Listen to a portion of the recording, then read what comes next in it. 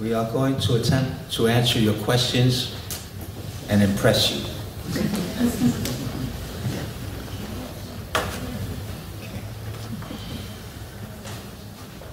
The word Darshan is an Indian word, and from what I understand, the meaning is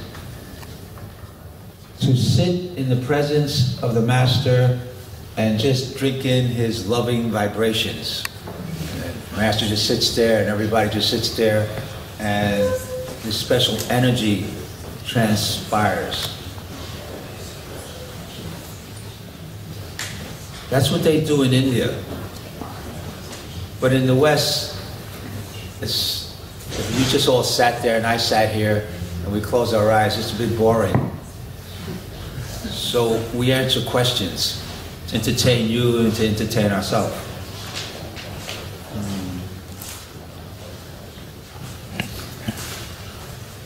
I went before Osho, a master, in 1976. Some of you were not born, that's okay. And I was breaking up with my girlfriend. And I go before him in his darshan. And basically what I was saying, Osho, you take her, she's driving me crazy. That's basically what I was doing. So we both go, and he says, don't worry, I'll take care of her. And I was so relieved. And then he said, he tells me this story. He said, in the beginning, God created man. Now I'm listening. And he said, and then after 7 days, man was bored. So he asked God for a woman. So God granted man a woman.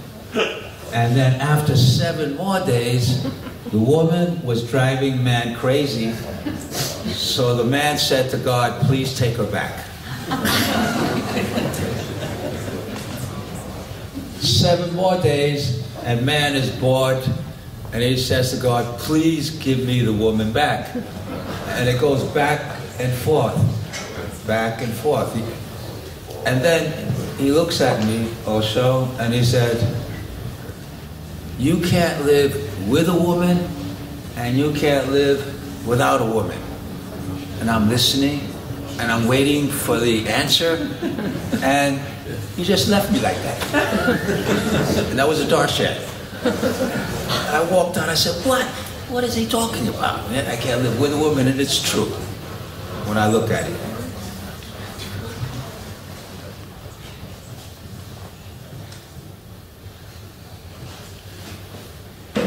Okay. We are going to answer some questions, and in between, so that you don't fall asleep or get bored, I will be asking you to do certain things, such as, an example would be, you go to someone and you look into his eyes and you say, I need love, not pain. Some personal affirmation. And the other person will say, I need love, not pain. And then you shake hands or you hug, depending on how advanced you are. And I will be asking you to do certain things like that, so that, you know, you just don't sit there and don't know what to do. First question. The first question is from Richard. Richard. Where's Richard? Richard. Yep. Yo, Richard, all right. I had no questions, but in thinking I have doubts which gave me a complex. How can I accept then that I have no questions and just live? Richard.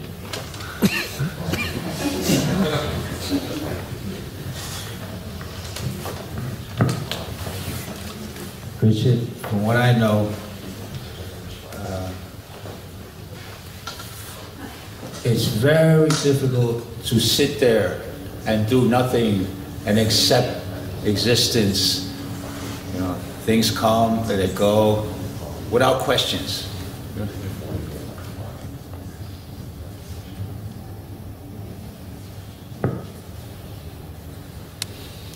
There's a story. This enlightened master is in tune with the universe, has no questions. He's dressed all in white, and he's walking, and the sun is beautiful, and the wind is soft, the trees, it's all ideal. He has no questions. And he's walking, and a bird comes by and shits all over his robe. He has no questions, but he looks up, and inside he wants to say, I'm gonna fucking kill you, you know, but he can't say that because it doesn't look good. He's a master, you know what I mean? We all have questions, and it's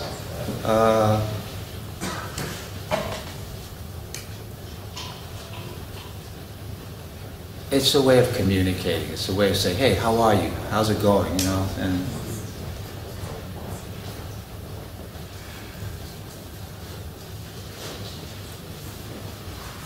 I would sit in front of Osho for about 15 minutes. He'd be giving me this great answer, and I would be like, wow, wow, wow. And then afterwards, I'd say to my friends, what did he say? You know?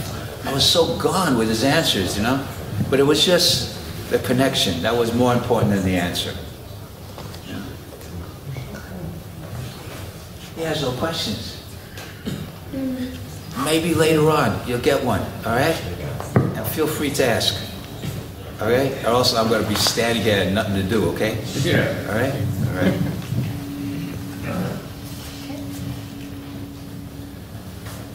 Here's what I want to say to you personally. I grew up in New York City, multiracial section, and the rule was, if you're white, you're all right. If you're brown, hang around. But if you're black, stand back. And that was the rule. And I used to hang out with black people. And they used to put each other down.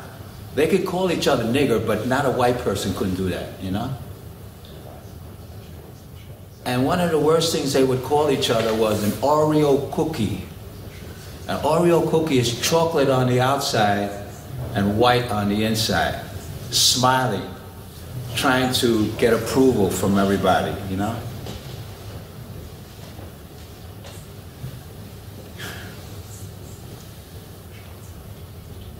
And I've worked with black groups, and there are different levels. There's high yellow, and it goes all the way down to black, black. And they discriminate with each other, you know? If you're really black, black, you're down there. But if you're high yellow, you're up there, you know?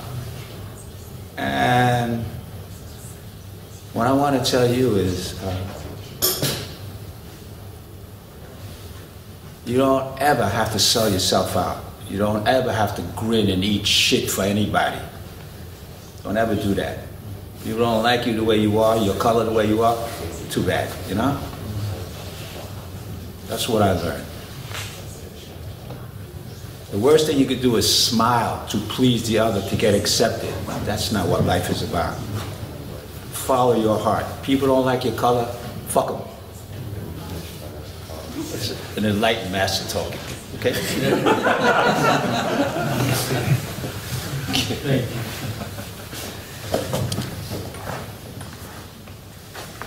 Okay, we have a question from Kabir. Yeah. Kabir.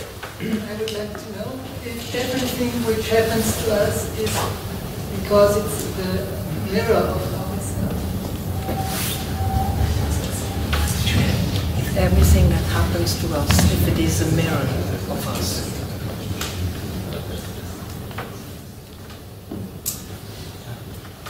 I believe in the end, it's always you. In the end, it's always you. What's happening?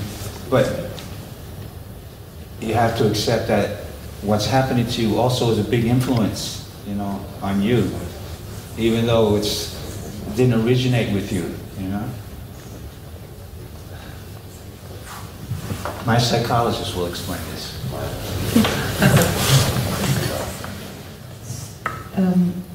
Things that are happening to you, they can be outside of you and they cannot be directly be related to you, but the way you respond to them, that is you're mirroring. And in that way, every situation will be a teacher to you. Sometimes we go with our judgment and we say, oh, this is very bad, it should not happen to us. This is very good, this is really what we deserve to happen. But the important thing is how you are responding in a situation. Are you responding always with the same pattern that is automatic? Somebody can push a trigger on you and there you go again. You don't want to respond like that, but the conditioning is so strong that you get angry, you get irritated, you know, it's like you react. The art is that you can see a situation and you can say, okay, this is the way it is appropriate to respond, and that gives you the clear mirror. In that way you have a mirror, because every situation asks you, who am I? What do I want to give in that moment? How do I want to respond? How can I create the situation so that it is becoming a more beautiful situation? The law of attraction is not 100% always. I think the law of attraction only works if you are conscious with the attraction. You know, it's like, it's not just like there is a law of attraction and you can act however you want to act. You need to bring awareness to it. You need to be conscious how you want to respond. Without you, it is not just that there is a fantastic attraction and by miracle and magic it's going to happen. You have a major part in it.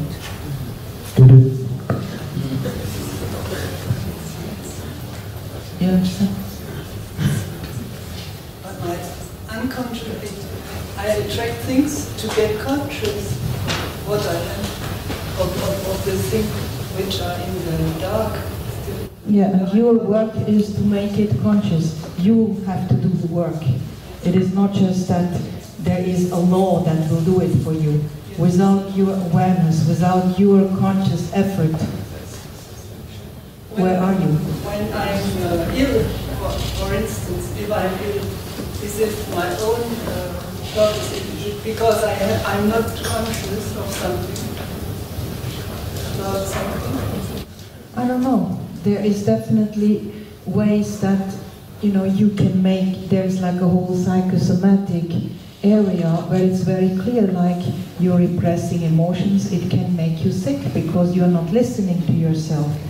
But there is also many reports where there are situations that you suddenly get very sick and the illness actually teaches you a lot about life, about your attitude, about who you are. It's not that illness is just a bad thing. It can also really teach you that maybe you think with your mind you can do everything good, but it is not like that. It doesn't follow like that. Thank you. There was a man, his name was Jeff Love, and he invented the enlightenment intensity. It's a group process where one person sits in front of the other person and they ask you these questions like, who are you? And then you always have to come up with something new, you know. And I remember about a half hour into the process, they kept asking me, who am I? I had to come up with another answer. And then at one point, I said, I am the look that says, if you ask me that question again, I'm going to beat the shit out of you. You know? And I was really upset. And then he goes to the leader, and the leader comes back to me and says, he can't do that. This is not an encounter group. They're just asking you a question. Who am I? And then I started to say, I am love. I am God. I was going, I am over and over and over and over. I am my mother, I am my father, I am existence, I am. And then at some point I got it. I am without the object was enough. So I ended up saying, who are you? I am. Not I am something, I am. And that took a long time. You wouldn't believe to get to that point. And then I kept saying, what is another? What is another? I don't know what another is. You know, what is another? Another is probably a projection of me. And I went on and on and on and on. And then finally, I enjoyed saying, I am. And then I realized, I am is too much. Then, who are you? Then I ended up saying, I. Not I am love. I am I. And I really enjoyed that one. That was 2 days later. I. Finally, it goes on and on and on. And then I got it. To answer who I am does not involve words. If it involves words, it's your mind. So finally I got it. The person, who are you? And I was going, and I'm rolling all over the floor. And then the leader came over and he just said, very good. He understood. There was no words, it was just laughter. You know, how could I describe myself? You know? It was just giggle, giggle, giggle.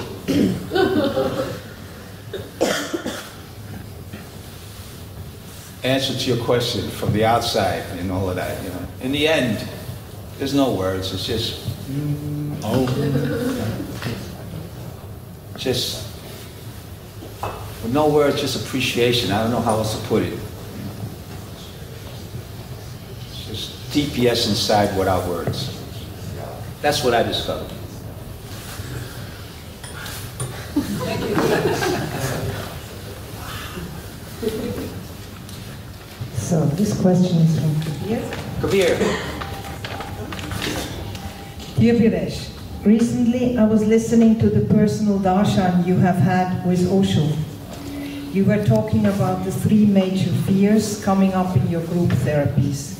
The fear of dying, of going mad, and the fear of sexual orgasm.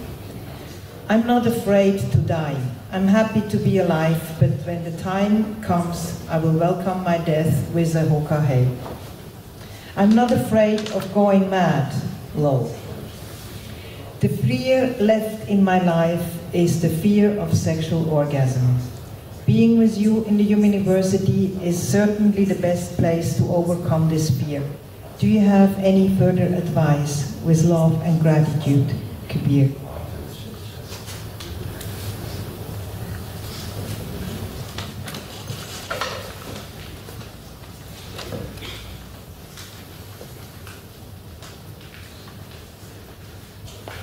Deep meditation question.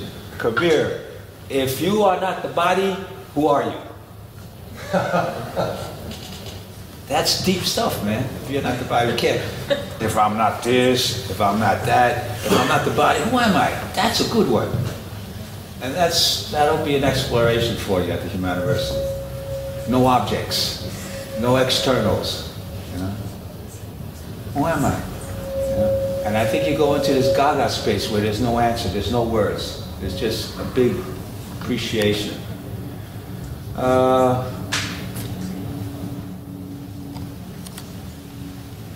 On record, the oldest man to have a baby was 94 years old. So don't worry so much about orgasm. You got plenty of time, man. Don't concentrate just on this. Try to get a whole thing going. A friend of mine called E.O. Bach said that the heart is a pump with lots of tubes. You know? If you take a man's dick and you turn it, without breaking it, turn it, there's a perfect shape of a heart. And then I remember asking, but what about women? And I could understand a man goes like that and says, oh, that's a perfect shape of a heart. What? And he said women had to figure that one out because he wasn't a woman. Yeah. But he understood what a man, where the heart of a man comes from. And all men know that. If you take a dick and you look at it, there's a perfect shape of a heart. Right? Women get a bit jealous behind that, and they say, well, what about, where's the heart in me? And Chandrika has an answer.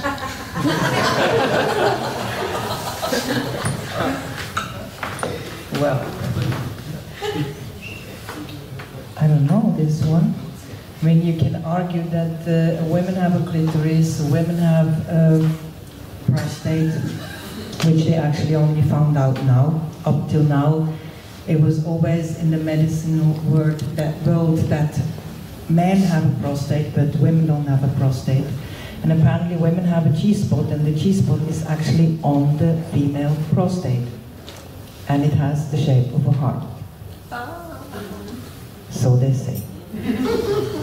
So, why not? You know? Yes, Somebody know? Oh, Yeah. female. Yes, females have to know. Yeah. no, I think the thought is a little bit strange for me. This thought, looking at the anatomy, it's a little bit strange for me. Because we have a heart in our body, and we have a spiritual heart, and I don't have to search it in my body. Okay. It's more like the form, the symbol. Yes. Do you know that the Pope has this funny shaped hat? And you know what? Yes. If you look at it, it's the shape of a dick. I'm a Catholic, so I can say that. Yeah. You know the minarets?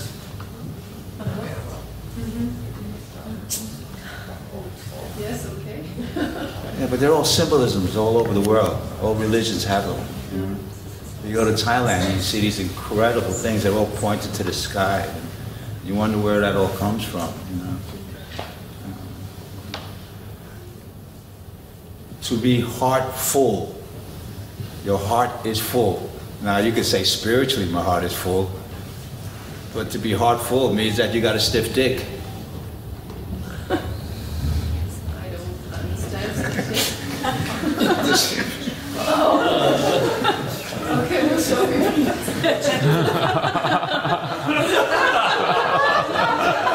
To be heartless. It's symbolism. For instance, this is according to the Bach. He's a friend of mine in Helsinki. All words that begin with E. E is a symbol down here. E. Ejaculation. Elongation. Masturbation. You know, all the E's have to do with the genitals. Erection. You know.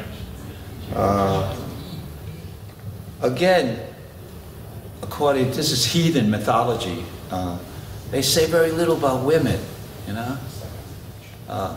According to heathen mythology, a child by the age of 7 could put both his legs over here, and he could do the ring. He could suck himself off, and then he would get a ring. And that's where the original ring comes from. You being able to put your legs here. And then I asked Sabak, what about women? What do women do? He said they use straws.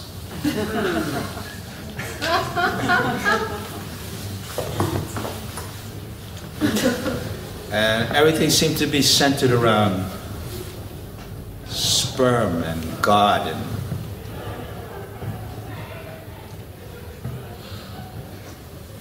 okay, we'll leave it like that. Okay.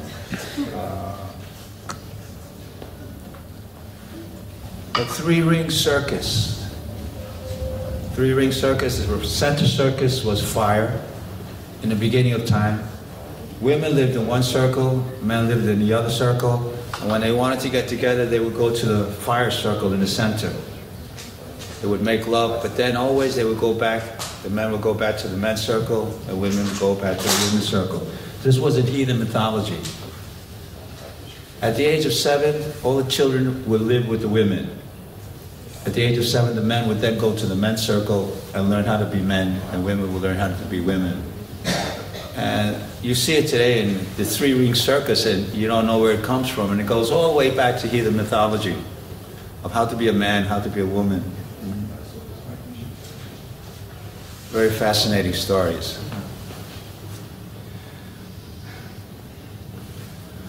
I do a lot of work in therapy, and what happens often is the denial This word denial, no, denial. Denial of reality, that's the basis of mental illness. And then they have all kinds of definitions for it, but that's the basis. Denial. I don't want to be here, I'm going to be over there. I don't want to be here, I'd rather be Napoleon. I don't want to be here, I'd rather go into a fantasy world. Denial. Denial of reality is the basis. And what I do in my work often is trying to get people grounded. Instead of denying themselves, if you grow up and you swallow a lot of no's, it's called denial. After a while, you have different ways of acting it out. And I like to go something very fundamental, a position in life. I need love, not pain. Too much pain kills the organism. You die. You need love for nourishment, not drugs, alcohol, criminality, reactions. I want you to stand up, go to 3 people, hold hands, and say, I need love, not pain. I need love, not pain. You can either shake hands or hug. It's up to you. And you establish this position. I need love, not pain. Go to 3 different people and exchange those words. I need love, not pain. Ich brauche keinen Schmerz.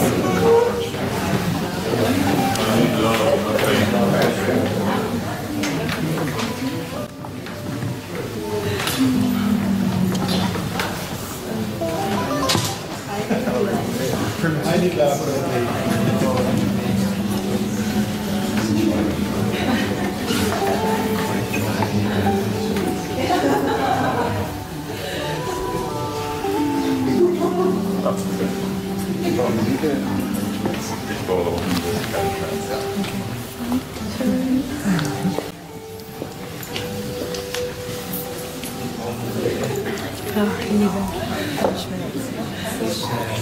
I need love, no pain.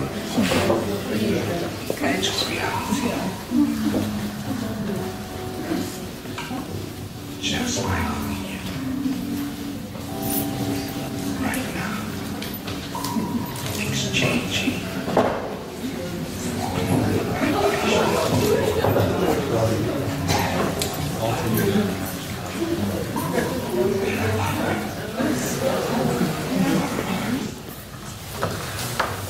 So hopefully when you go to sleep tonight, this statement will be in your brain. So, I need love, not pain. That makes sense. It makes sense. I don't need pain. And this simple self-affirmation, hopefully, will enlighten your life. Okay. What is love? What is love? For me, it's a good feeling. Pizza. I hear pizza and I smile, man. I see a friend and I haven't seen him in a long time, and my heart just goes. It's a good feeling. And of course, there's bad feelings, but it starts with a good feeling for me.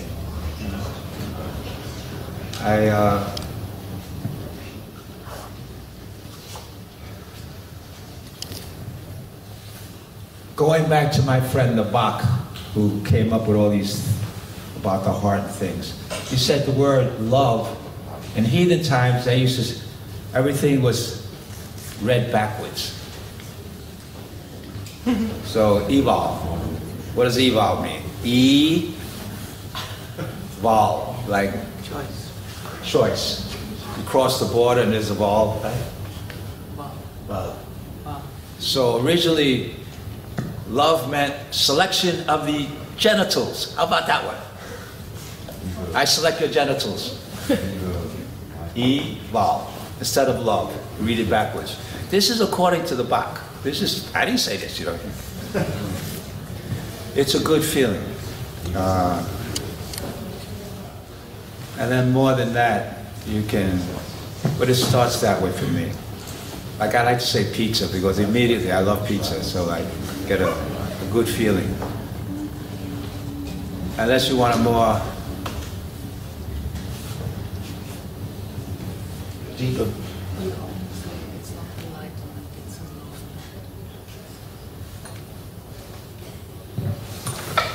As I just said to Veeresh, he often says you can use the word enlightenment, but actually he prefers the word en-love-ment, meaning that if your heart is opening up, then your whole body, your whole system, your whole being will start to radiate.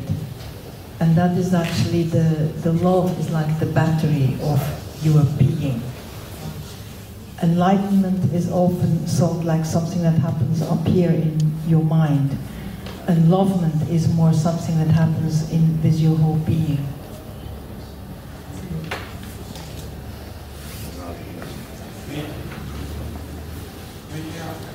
Sure.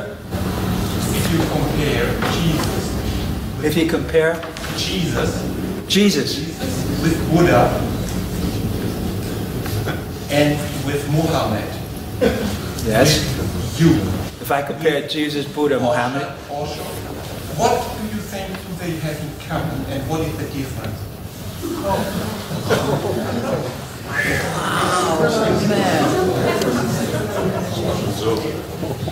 Can I ask you practically?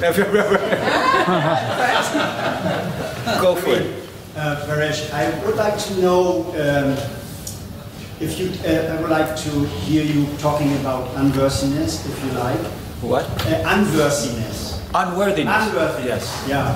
Because I feel like I want to get free in this life, free of emotional things, of mind things, and live from my heart. But I see unworthiness comes back like an old demon here and there, and it doesn't allow me to really free up because it creates fear in me sometimes. It creates like an emotional thing inside of me where, especially when I have to make some decisions in my life to go further or to risk something, and then this kind of demons of unworthiness come back, and I know they are grounded from the childhood, but I would like if you have to say something about it. Well, you wasn't born with a gene that says you're unworthy. You learned this from the outside. Unworthiness heißt, I have to translate it. Okay. Wertlosigkeit. Generally, your parents make you feel you're okay or you're not okay, you're worthy, you're not okay, not worthy. And getting people back to your original position, you're okay. It's a simple way of putting it. Because if not, whatever you do, you feel unworthy, you've already put yourself down, you've condemned yourself. And changing that around and starting here and now and saying, hey, no matter what has happened to me in my history and the future hasn't come, I choose to take the position that I am worthy. Because if not, it's not healthy, it's not good. It destroys you in the end. Right. Own it. Own a new position. I'm okay. I've done a lot of things that I don't like in my past. And a lot of things have happened to me. But today, right now, I'm okay. And that's how it has to begin. Because if you try to go into all of it, you'll be there for years. Right, this is such it drives you nuts. So start now. I'm okay. And I don't have to pay a price. Just the way I am is enough. What do you mean like pay a price? To please other people. Other people have expectations. Jump, sit, walk, don't walk, all these expectations drive you crazy, You don't have to pay a price. The only expectation that you have to fulfill are the ones that you have for yourself. Not for your boss, society, religion, whatever. And that's a big one. It is. This sense of worthiness. Yeah, that's important. where you can look in the mirror and say, I'm okay. A lot of things happen, I did a lot of things, but today I'm okay. I don't have to pay a price to be loved. Just where I am is enough. And that's a big one.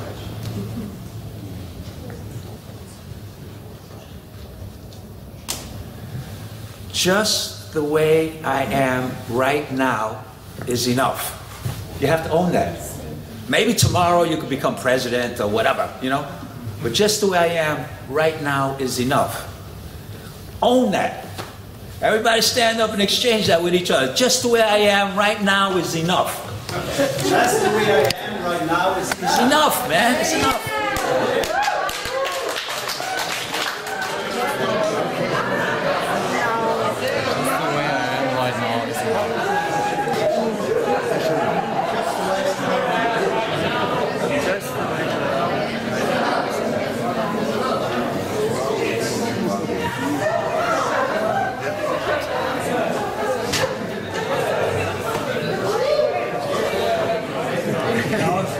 Just the way I am.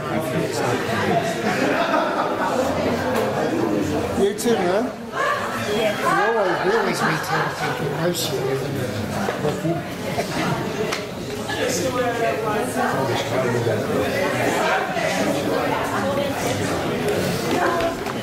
Just the way I am right now is enough.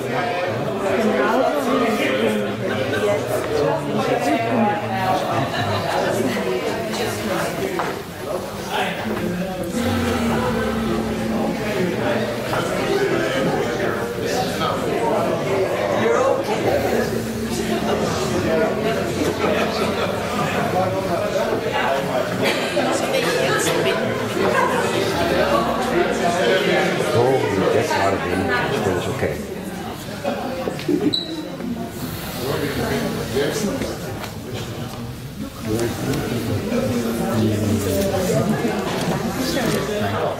So wie ich im Moment bin, ist es absolut genug.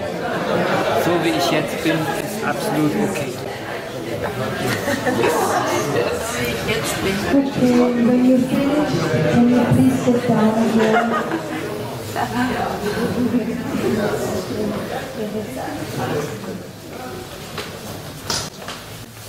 People at the university, parents are always an issue because they're the original ones that gave you an identity.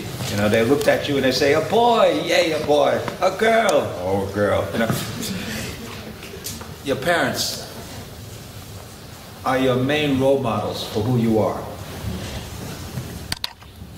I have groups, and in the groups, you see people punching pillows saying, my mother wasn't there when I was small, my father didn't treat me right, and all this blame and reactions towards your parents.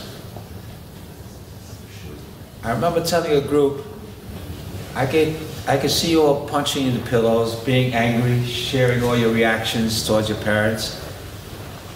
But did you know if we had just parents in this group, parents would have a right to punch pillows too and say, my children, they drive me fucking crazy. You know, and I said, look at the other side. We blame our parents, but guess what? Parents are human beings too. You know, they tried in their way to give you what they thought was best. And it was never the right way, you know? My father's Filipino, and his position was, I speak, you listen. That was it. My conversation, my thoughts, had nothing to do with anything. He spoke, and that's the way he raised me. I use this example. We would sit in a park together. We wouldn't say anything. We'd just sit there. And then this beautiful woman would go walking by, and as she passed us, he'd go, boom, boom, he hit me, boom, boom. And that was a whole conversation. That was a whole conversation. Like, isn't she a beautiful woman and I like her? But he wouldn't say anything. I would have to assume that what he was saying. And that was just his way. What I got out of that is with my own son, we talk about everything. And it might be the most ridiculous thing. I don't care. We just talk, talk, talk. And I missed it with my father, but I'm making up with it with my son. We blame our parents because they didn't do it right. You know, they should have done it right.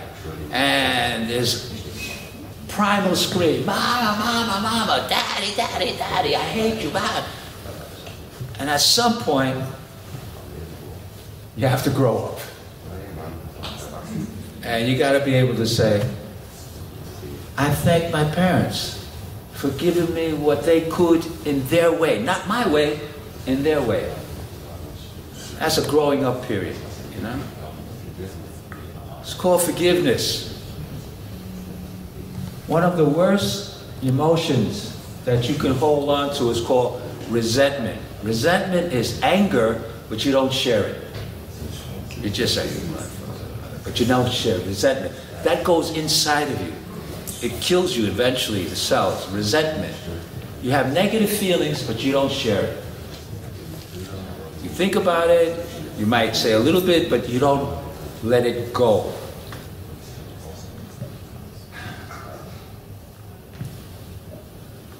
I was doing some work in acuenergetics. It's a system.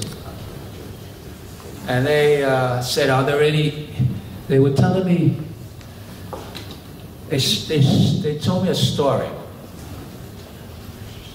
The director told me a story. He said, 2 women came to see him separately. They didn't know each other. And they both had similar histories. They didn't know each other. And what ended up happening is that they both were in a concentration camp, both their families were killed, they were used as sex slaves, and they managed to survive.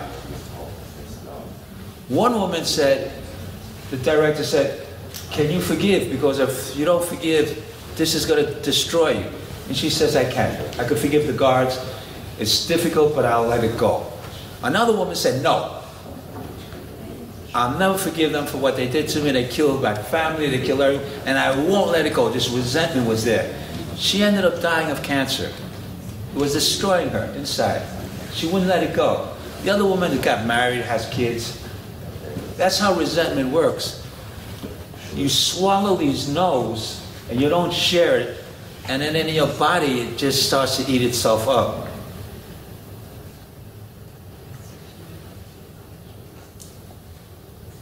We blame our parents because they didn't do it perfectly. We are resentful.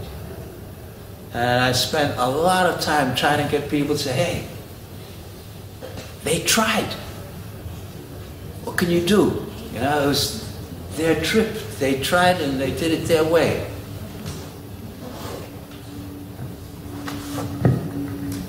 Veeresh, would you speak out the resentment then to the person you have resentments to? I mean, my mother is dead now, and yes. I still... Yeah, but you could write a letter. That's true. And then at the end, you could burn it. And, right. You know? But usually you wouldn't go to a person and speak out the resentment. In a group situation, you can. You can, but not... Outside the group situation, it would be very insensitive. People couldn't handle it. Yeah. You have to be sensitive. Say, you hurt me, and I just need to share this with you. I don't want you to feel put down by it. You know, you can explain it. Yeah. The letter is a good thing. Yeah. It's still inside of you, so you're writing to yourself, and it's your parents. Yeah.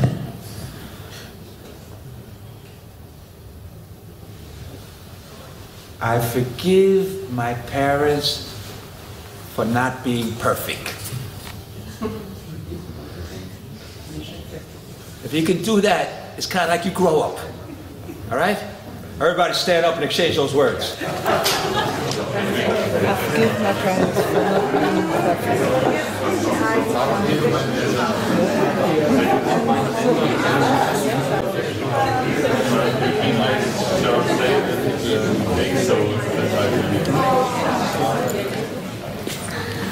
I forgive my parents for not being perfect.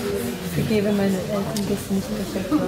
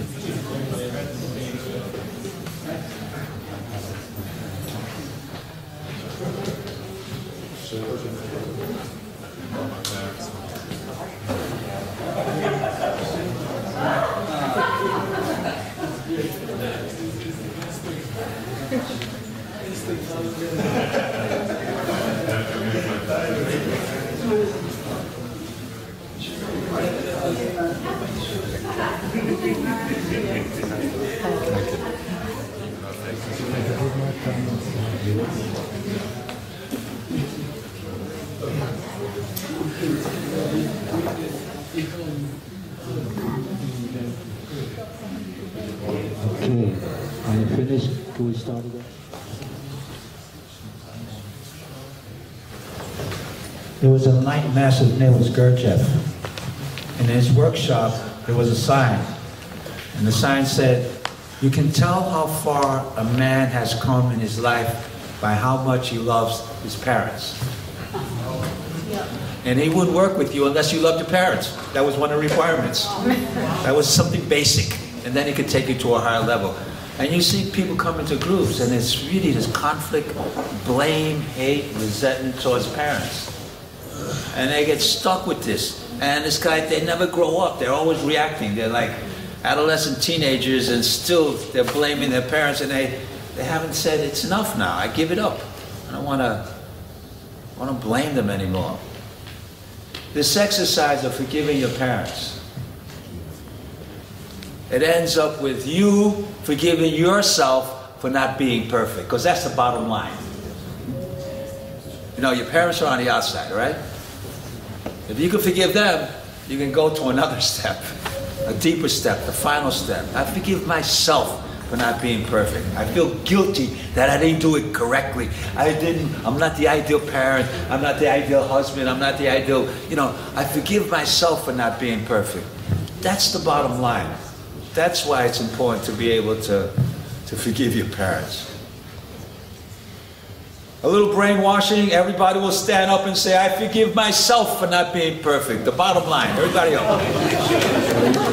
I forgive myself for not being perfect.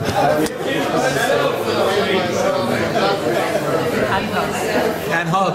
And hug. Oder? Nee, er ist beschäftigt. Okay, mach die. You wanted to make a...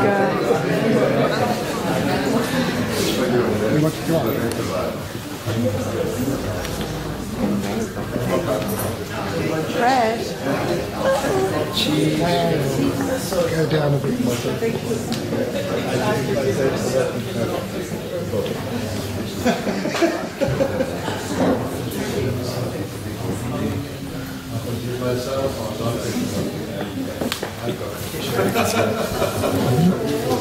Ihr beide?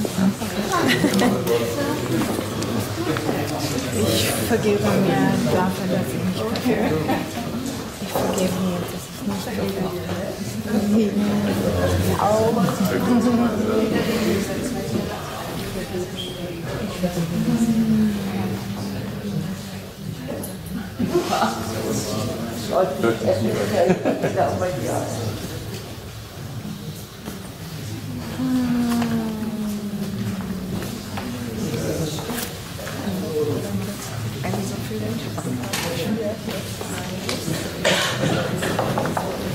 Okay, we have one question from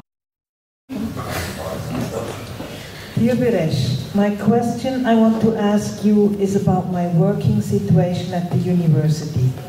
Since a few years, with the change of management, I'm not anymore working in a surrounding of support, teamwork and friendship, but one of top to down, control and mistrust.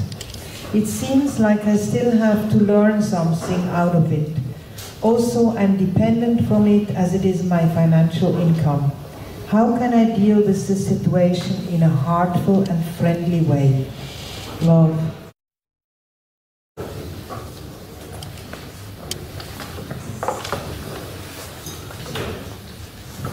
I'll share with you what happened to me. I was working in a psychiatric hospital. I had my own ward. And I spent 2 years to get this job, preparing. Going to the Ministry of Health, the directors of the hospital. I'm not a doctor, so for them to accept me as a specialist, 2 years. I get the job. After 2 years on the job, I'm not able to work the way I want to work. I get called to the financial administration office, for example. They say, how come you don't punch in with a card? This was at that time. You use a card to punch in. I said, because I don't work like everybody else. They said, what do you mean? I said, I work late. They said, you still have to punch in. That weekend, I'm doing a marathon group at the hospital. I come in at Friday morning and I punch out Tuesday evening because I'm staying there. They call me in, how come you haven't punched out or punched in? I said, I've been working all this time. They couldn't understand it, you know? It goes into the financial administration and it comes back, you don't have to punch in. Because they could not pay me for the amount of time that I was working there. I wasn't working for time. I was working because I need to work the way I do. I go to Osho in Pune. I said, I got this job, I worked so hard to get it. I'm not a doctor, I have my own ward, and I can't work the way I want to work. And his main point was, there are certain things in your life that you can't compromise. And then I thought, okay. He said, he didn't mean not compromise, like if it's red light or green light, you decide I want to go against the red light. That's everyday thing. But somewhere deep down inside of you, you know it's wrong. And you can't compromise that. And then he went further and he said, you have to be willing to die for that position. And I thought, oh man, he's not playing around. He's serious, you know. If somewhere inside of me, it feels off, it feels wrong, I have to, can't abandon that and do it anyway. In your case, it's different. You need it for survival, you know, you need it for your work. I would try in whatever way I could to create the situation you want. I know it's from top to bottom, but there's still people behind it, you know? And it's not what you do, it's how you do it. And how you do it, you can say, well, I'm just going to come in here, do my job and leave. Or I'm going to come in here and create what I want. I'm in jail. And the only way to get to the farm was to work in the farms. So every day, I'm working in a farm. We have all these boots and we're shoveling cow shit. We jump in a wagon with these boots, and once you jump in, you can't get out because all the shit is just, you're stuck there. It was the worst job I ever had in my life. There was shit everywhere. And then we'd be 4 of us in this wagon, and then I decided, hey, listen, if we keep shoveling this way, we'll end up looking like Quasimodo, you know, with one big hump. So we made a deal. First this way, and then this way. It was the worst job possible, but I loved it because we were outside of the jail, and we were all laughing. It was the most ridiculous thing. So we turned a horrible situation into something, all right, this way and this way. And what am I trying to tell you? The situation does not determine who you are. You're always in charge of the situation. Maybe you have to do the job not the way you like to because you need the money, you know. But be in charge. Tell your boss, hey, listen, let's have a cup of coffee. You're so stiff, you know? You're always talking down to me. You know, I'm a human being, you know? Let's make this work nicer for the two of us. You know, there's possibilities. And I know you're such a beautiful woman. I think you could warm his heart and say, you don't have to call him a pig, but you can say, hey, listen, change, you know? Treat me better so that I can be more happy with you. There's possibilities. I don't think you've exhausted them yet. this way, that way, that way. There are many ways. My psychologist will give you another viewpoint.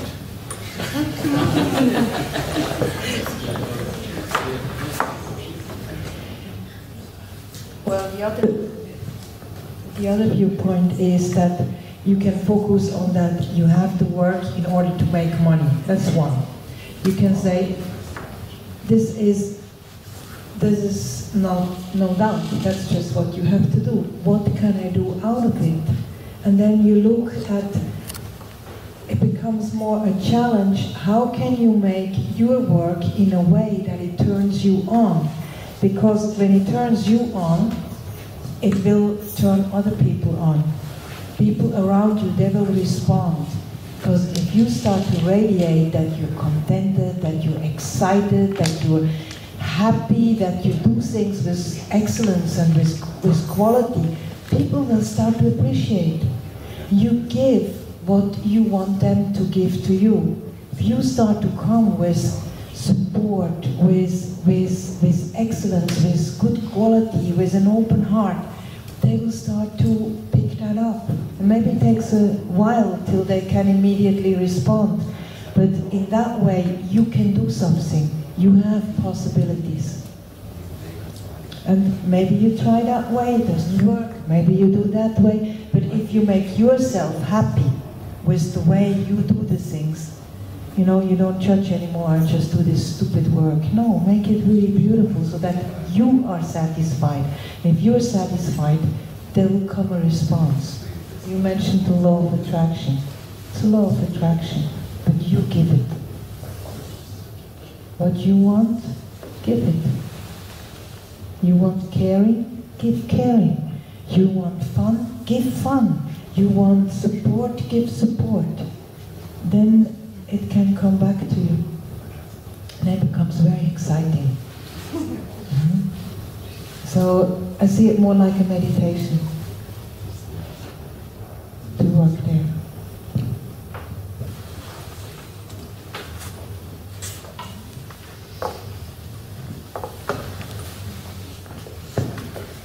Yes, about love. And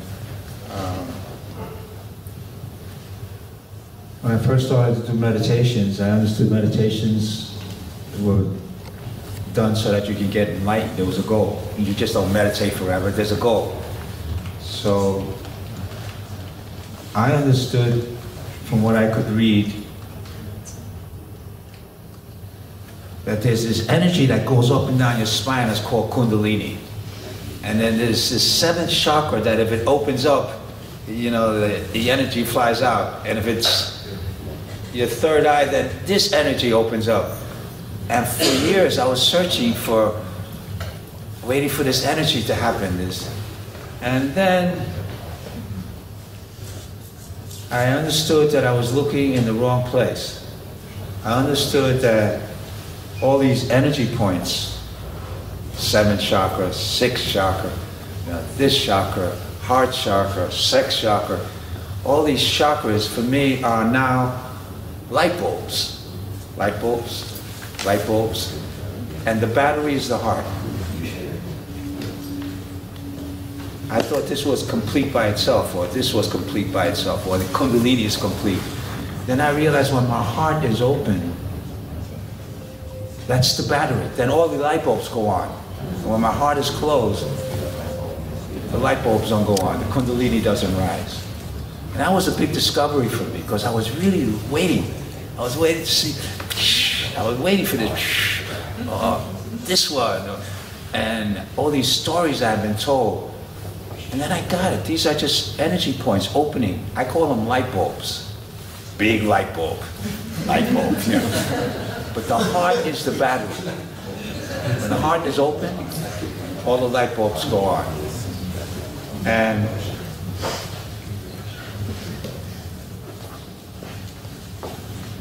the electric magnetic vibration of the heart is thousands of times greater than the mind.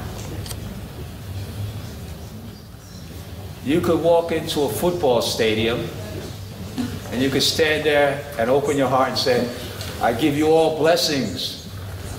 Nobody might not understand it, but you're sending out your vibrations. You know, it's heart energy, love energy. And love is this emotional center, is the heart. And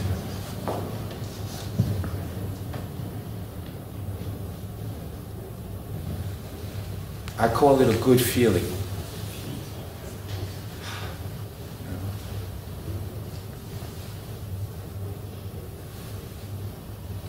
If you can feel the love in your heart, I was practicing, where is my heart? And I thought, is it in the center? I was a little bit off to this side. And how deep is it? And how big is it? And I got really into a really big story where my heart was. And then I got it. Every time I expand my chest, I pretend that's my heart. Then I wasn't confused anymore where my heart was. That's my heart. Rather than it's somewhere in between here and there and around here, you know. And there's a technique, it's from heart mathematics.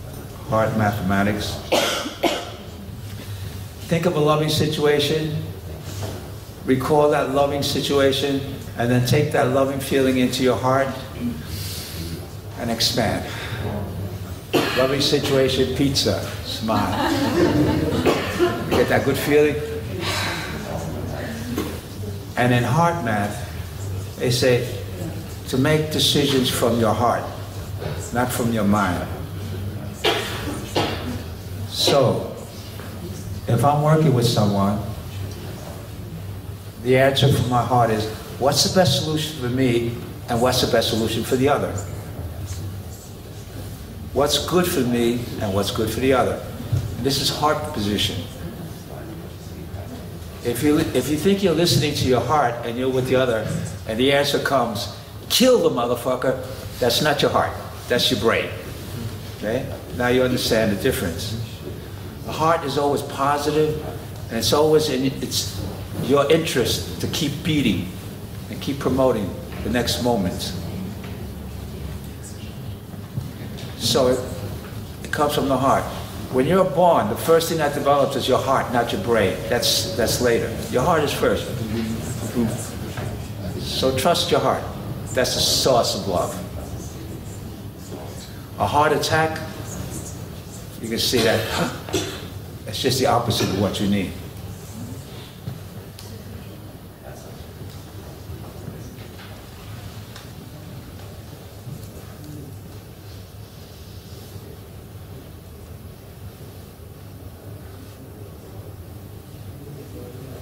I have an 8-year-old son.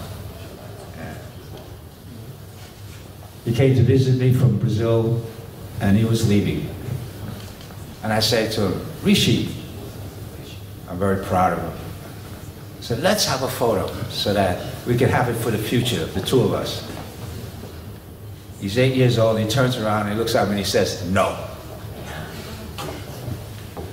My mind says, well, he's an adult, you know, he's 8 years old and he has a right to say no. And if I'm going to be a good daddy, I have to be understanding. And I turned around and I said, what? No. I give you ice cream. I give you an iPad. I give you cookies. I take you everywhere you want. I always say yes to you. And I asked you for one time to take a photo with me and you said no. And I said, and you hurt me and I don't like it. I gave him what I was feeling. And he looked at me and he started to cry. So then I grabbed him, and we both were just crying, you know. And my heart was there, and I felt, you know, how to be an ideal parent, you know. Do I swallow and say, I can't tell him, he pissed me off? And I thought, why not? I said, you hurt me, you pissed me off. And I was really upset with her. And he said, oh, I started crying. Then I realized, this is not an adult, this is not an encounter group, this is my son. And we both started to cry. That's love, to share everything, and he could feel that. And yeah, we have to pay a price for love. If you're nice, you get rewarded. If you're not nice, you get punished. You know, it's ridiculous things.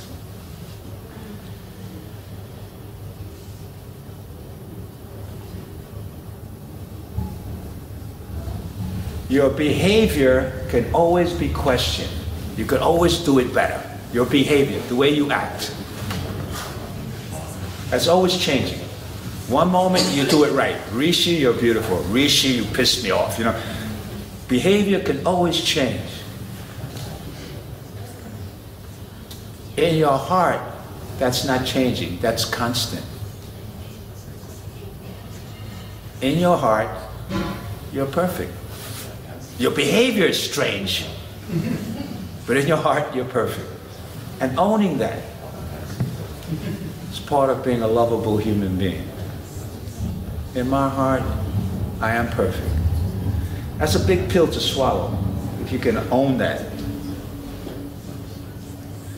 Let's practice. Everybody stand up. In my heart, I am perfect. It might sound strange, but test it out. Everybody up. In my heart, I am perfect.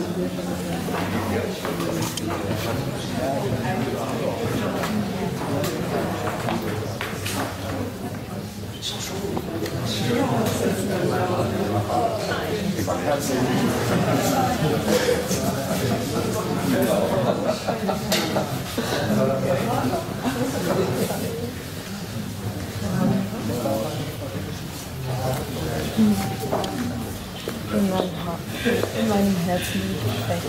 In dem Herzen bin ich in meinem Herzen. In meinem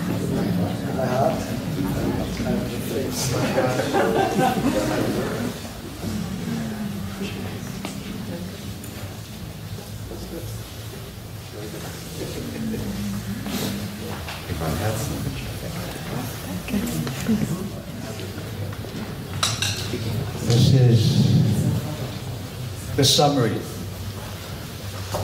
I need love, not pain. It makes sense. It makes sense. Nobody wants to be suffering, you know? You need love. It makes you grow and everything. Suffering, oh, wow. You don't want that. I need love, not pain. Record that. Make it a permanent thing. If you're getting hurt, you can tell a person, it's enough. I don't need this. I move, you know? React to someone else. I'm not at your garbage can. You need love. That nourishes you. Makes you healthy. Next one. This is brainwashing. My parents. I forgive my parents for not being perfect. That was the next one, right? Yeah. One day, oh, some of you are parents already, but you will appreciate this. I forgive your kids. Will be saying, I forgive my parents for not being perfect. As children, we have this image that they're like God, and they always do things right, you know, and sometimes they miss. And it's what primal scream is about. Mommy, come back, you know, don't leave me. And then the next one. I forgive myself for not being That was the big one. It's yourself. I forgive myself.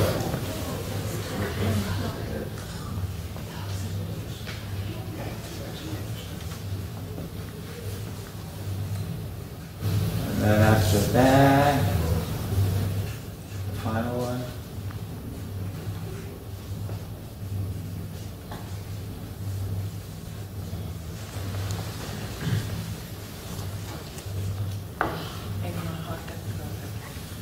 Yes, and that's going home. In my heart, I'm perfect. Remember, your behavior is something different. You act strange. You act very strange. You need love and you smack people. I mean, you're strange. Inside, you're perfect. In my heart, I am perfect. Not in my heart, I am a resentment, or in my heart, there's no forgiveness, or in my heart, it's not what it's about. You know? And you have to own this. Own it. I need love, not pain. I forgive my parents for not being perfect. I forgive myself for not being perfect. In my heart, I am perfect. Don't ever forget this. Stamp it in your brain. It's good stuff for you to live your life. Are there any final questions? Because we have 5 minutes. About anything?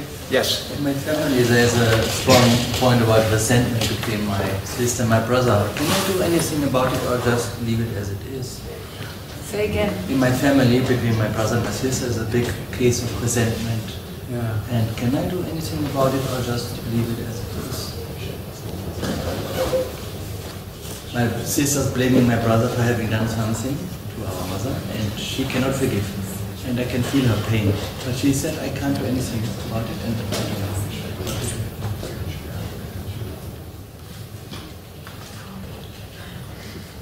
do. In a control situation like this, we could do something about it, but back home, it's...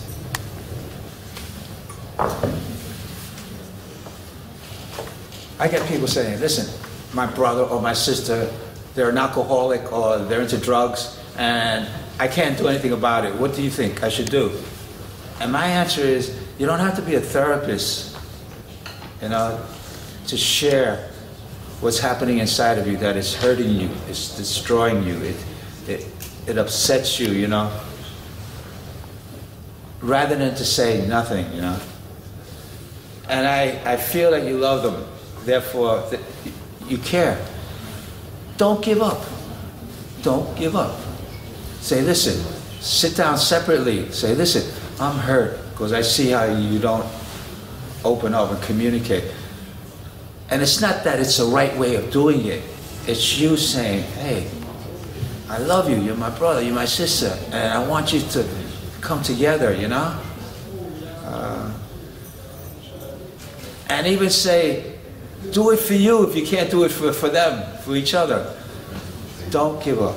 You don't need a therapist, man.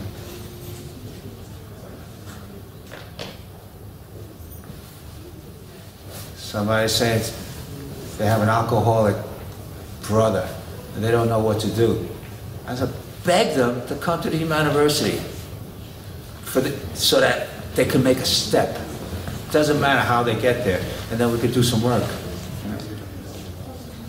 What I'm saying to you, don't give up and say, nothing can be done. You know, there are unique relationships you have. You have relationships with all the men in the world, but this is unique, your brother and your sister. Keep trying. Say, hey, listen, I want you to live together happily, not reacting to your mother and blah, blah, blah. And yeah, do that. Don't give up. Lay your trip. I want you to be happy. You're my brother and you're my sister, and I want you to come together and be friends, you know? The fact that they know you care, that'll help. Rather than, well, it's over here and I can't do anything about it. Don't give up, man. All right. Sometimes it helps to explain what resentment is. Resentment is like if I am resenting somebody else, I am having the bad feelings. I am punishing myself. But somewhere in our minds, we think we punish the other, but actually you punish yourself. And sometimes that helps to, you know, explain that they can see that actually you are cutting yourself off. You know, you hold on to the anger, to the hate, to the rage, to the negative feelings inside of you. And that's not good for the organism. And that sometimes helps. But you need to be patient also. But keep, you know, if you care, that's enough. Don't give up on that. You see that the situation is not complete. You keep trying.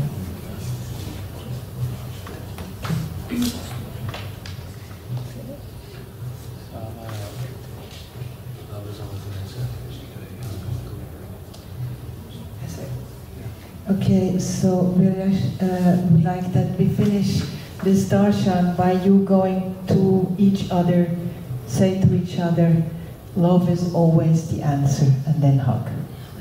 And then it's finished. And then it's finished. Love is always the answer. It's true, and you know it's true.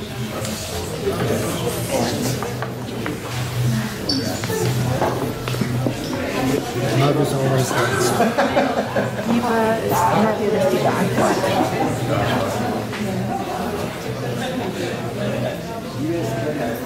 ist immer die Antwort.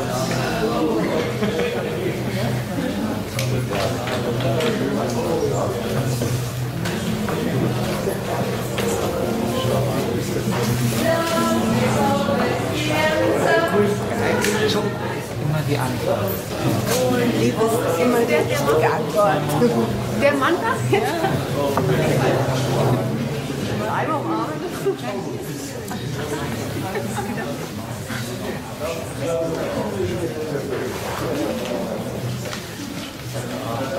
I know about Krishna, I know about other things, but they all have a common sense.